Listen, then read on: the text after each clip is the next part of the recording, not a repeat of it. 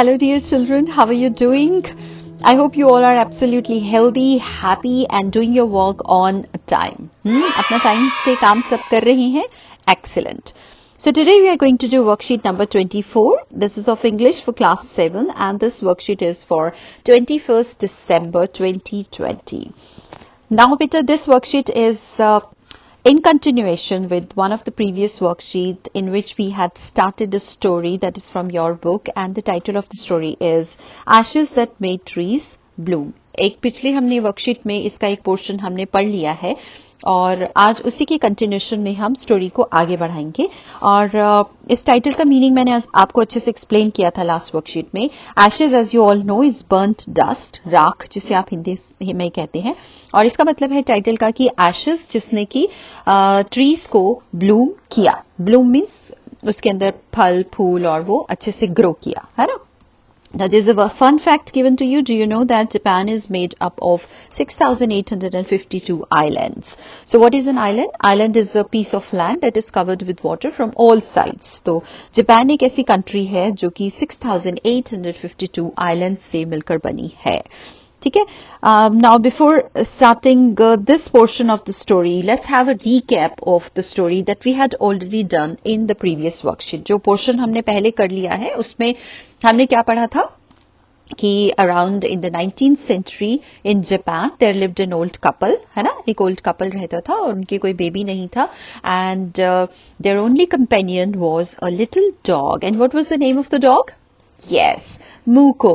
Muko was the name of the dog and they loved Muko very much just like their baby.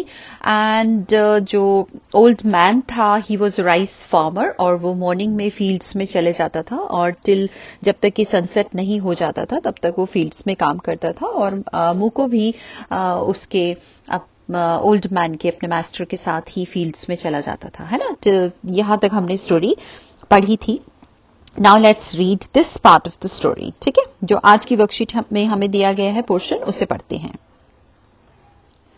One day the dog came running to him, putting his paws against his legs and motioning with his head to some spot behind.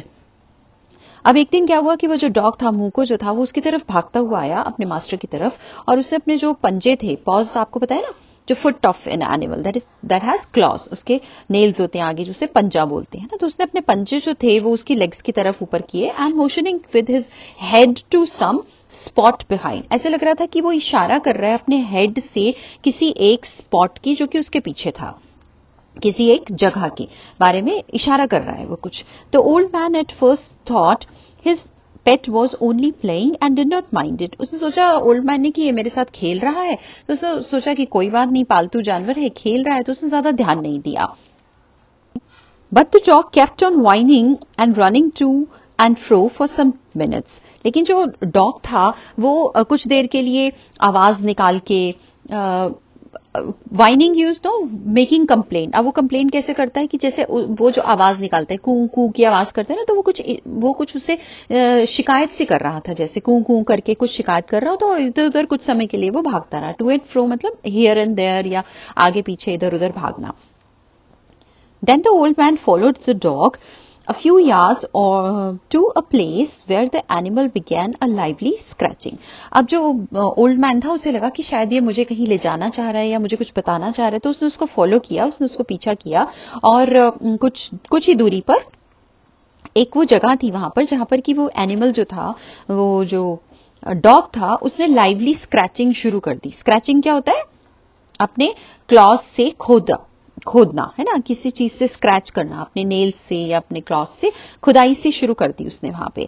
Thinking it was possibly a buried bone or a bit of fish, the old man struck his hoe in the earth. उसने सोचा भी यहाँ पर हो सकता है कि उसको कोई डॉग को कोई खुशबू आई हो बोन की या फिश के किसी टुकड़े की, तो वो उसको खाना चाहता है. तो उसने the old man struck his hoe in the earth. जो उसकी कुदाली थी, जो उसका स्पेड था, उसने उसे जोर से अपनी जो कुदाली थी उसको जोर से अर्थ पर मारा, जमीन पर मारा. और फिर क्या हुआ? When lo, आश्चर्य से भर गया. क्या हुआ?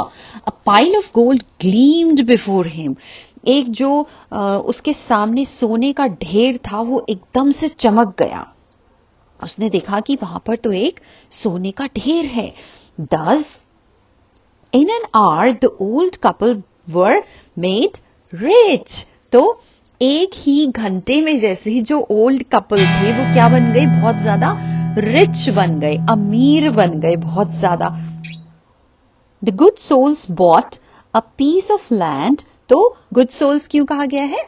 वो लोग बहुत ईमानदार थे, बहुत अच्छे थे, बहुत नोबल थे, इसलिए उन्हें गुड सोल्स कहा गया है ना, बहुत अच्छे थे वो लोग, इसलिए गुड सोल्स उनको कहा गया है। तो जो गुड सोल्स थी उन्होंने फिर उस पैसे से क्या किया, उस धन से क्या किया, खजाना जो उनको मिला उन्होंने एक लैंड खरीदा, पीस ऑफ लैंड खरीदा, और अपने जितने भी फ्रेंड्स थे, made a feast for their friends, अपने फ्रेंड्स को, जैसे एक होता है ना फीस्ट होता है, एक भोज देना, सबको एक पार्टी टाइप देना है ना, अपने मित्रों को जैसे भोज पे बुलाया। And give plentiful to their poor neighbours, और जो आसपास में उनके जो नेबर्स में जो गरीब थे, पुअर थे, उनको भी उन्होंने अच्छे से दिया, ताकि क्योंकि वो गरीब है तो उनकी मदद करने के लिए उन्होंने दंपति ने उनको दिया। As for the dog they petted him till they nearly smothered him with kindness. उसने जहां तक डॉग का सवाल था तो उन्होंने उसको पेट किया। पेट करना आपको पता है ना, बहुत सारा प्यार करना, ऊपर थपथपा के और प्यार करते हैं ना, उसे पेटेड कहते हैं। तो दे पेटेड हिम, दोनों ने उसको बहुत प्यार किया। Till they nearly smothered him with kindness. Kindness मतलब दयालुता, और स्मदर्ड होता है किसी को जैसे लाद ही देना, है ना, कभी कभी प्यार से लाद देते हैं, कभी या सराबोर कर देते हैं, या काइंडनेस से सराबोर कर दिया। जैसे उस छोटे से जानवर को उन्होंने इतना प्यार किया कि अपनी दयालुता से उसे पूरा का पूरा लाद दिया, सराबोर कर दिया। तो आगे की स्टोरी हम आगे की वर्कशीट्स में समझेंगे, पढ़ेंगे। आप देखते हैं what are the exercises that we are suppose to do after reading this part of the story. ठीक है, चलिए आप देखते हैं क्या है। Match the following words with their meanings. यहां पर वर्ड दिए हुए हैं, यहां पर मीनिंग दिए हुए हैं, आपको मैचिंग करनी है। पहला वर्ड है pause. I have already explain the meaning to you. Pause का क्या मतलब होता है? पॉज का मतलब होता है पंजा या उसका एनिमल का फुट, है ना, जिसे आप हिंदी में पंजा कहते हैं, in English you call it foot of an animal. और एनिमल यहां पर कौन सा है? यहां पर है डॉग, तो कौन सा हो जाएगा? डॉग्स फुट, है ना, यहां पर क्या हो जाएगा? Dogs foot. तो इसे हम मैच कर देंगे। ठीक है भाई, उसके बाद है हो तो मैंने आपको अच्छे से पहले ही एक्सप्लेन कर दिया। हो क्या होता है? एक गार्डनिंग का टूल है जिसका हैंडल बहुत लंबा सा होता है, ये आप देख भी रहे हैं साइड में, यहां पर मैंने पिक्चर दिखाई है, और इसे हिंदी में यू कॉल इट कुदाली, है ना। तो कहां है, जल्दी से ढूंढो, मुझे बताओ जल्दी से। वेरी गुड, मिल गया आपको, है ना। तो चलो इसको कर देते हैं बस फिर। हाँ ठीक है, a long handled gardening tool.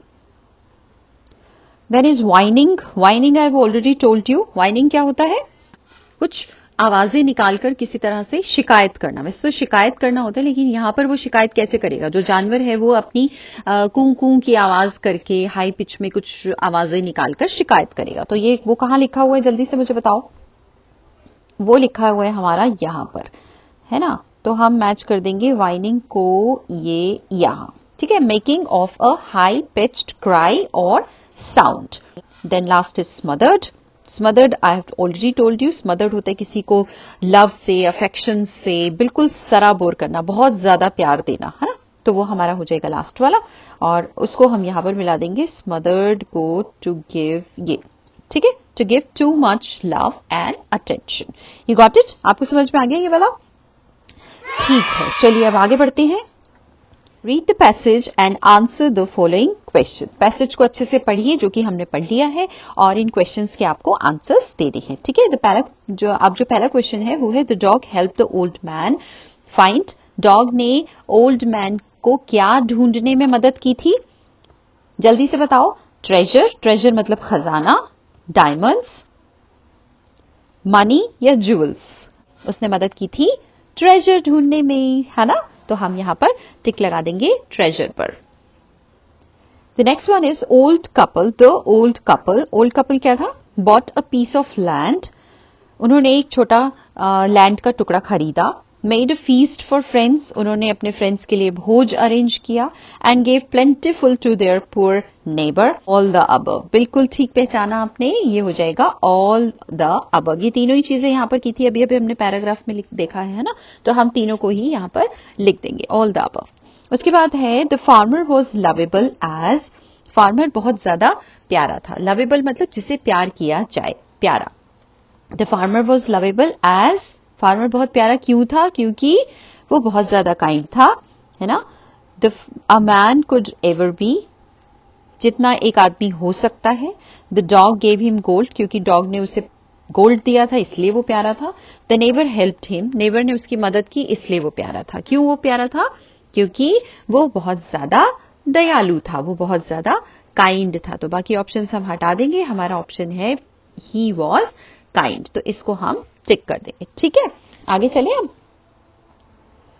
Fill in the blanks using words from the word box. यहाँ एक वर्ड बॉक्स है जिसमें कुछ वर्ड्स दिए हुए हैं। Words are motioning, spot, pause, dug, pile of gold, running. Motioning I have already told you, motioning क्या होता है, किसी तरफ इंडिकेशन करना, संकेत देना। स्पॉट मीन्स कोई जगह, place, and pause I have already told you the foot of an animal that has clause, जिसे आप हिंदी में पंजा कहते हैं। डग मीन्स खोदना, खुदाई करना, and then is pile of gold मतलब ढेर, किसका, गोल्ड का, सोने का ढेर, एंड रनिंग मीन्स भागता हुआ। Let's start. One day the dog kept on dash to the man. एक दिन जो डॉग था वो मालिक की तरफ कैसे आया था, भागता हुआ आया था, है ना। Kept on running towards the old man, तो यहां पर हम लिख देंगे running. Putting his dash against his legs, उसने अपने पंजों को उसकी टांगों पर रखा था, है ना। तो पंजों को क्या होता है, पंजे क्या होते हैं इंग्लिश में, क्या बोलते हैं उन्हें हम बोलते हैं पॉज, तो यहां पर हम लिख देंगे पॉज। ये हो गया pause. Against his legs and dash with his head towards a dash behind him, और अपने हेड से, अपने सिर को हिलाकर वो क्या कर रहा था, पीछे एक स्पॉट की तरफ चलने के लिए इशारा कर रहा था, है ना।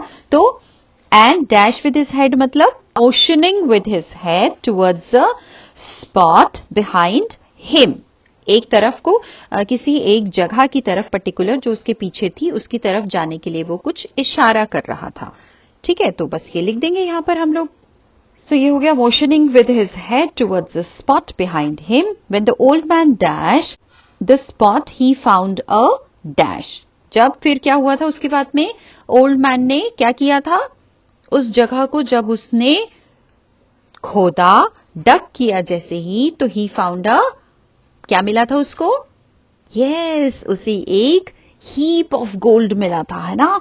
सो यहां पर आ जाएगा पाइल ऑफ गोल्ड। पाइल का क्या मतलब होता है, हीप, जिसे आप हिंदी में ढेर बोलते हैं, तो बस वो हम यहां पर लिख देंगे। ठीक है बच्चों, ये हो गया हमारे फिलअप्स। लेकिन आप लोग कोशिश करिएगा कि एक बार समझने के बाद में you right it on your own, आप यहां से चिट करके नहीं लिखें, आप उसे अपने आप से समझने के बाद दोबारा से लिखें। ठीक है, और फिर आपके लिए एक मैसेज है, to stay safe in the fight against कोविड-19, wear a mask, that you already are doing. आप सभी बच्चे बहुत समझदार बच्चे हैं, ये आप सब कर रही हैं, अच्छे से मास्क पहनते हैं और अपना बहुत ध्यान रखते हैं, है ना। तो अगली वर्कशीट में हम जल्दी ही मिलेंगे। आई होप आपको आज की वर्कशीट बहुत अच्छे से समझ में आ गई होगी। And do not forget to read the story from your book. You all have your books, अच्छे से स्टोरी को रीड करिए, वर्ड मीनिंग्स को लिखिए, डिफिकल्ट वर्ड्स को भी लिखिए और अच्छे से स्पेलिंग समझकर उसे लर्न कीजिए। And keep on doing hard work, अपना खूब मेहनत कीजिए। ये नहीं है कि घर में है तो उसको टाइम को वेस्ट करना है, नो, नॉट एट ऑल। अपने टाइम को अच्छे से यूटिलाइज करिए, खूब खाइए, खूब खेलिए, लेकिन साथ ही साथ बहुत अच्छे से पढ़ाई भी कीजिए। Alright, so see you very soon, जल्दी ही दोबारा मिलेंगे नेक्स्ट वर्कशीट में। Till then take care, keep learning, keep smiling, bye.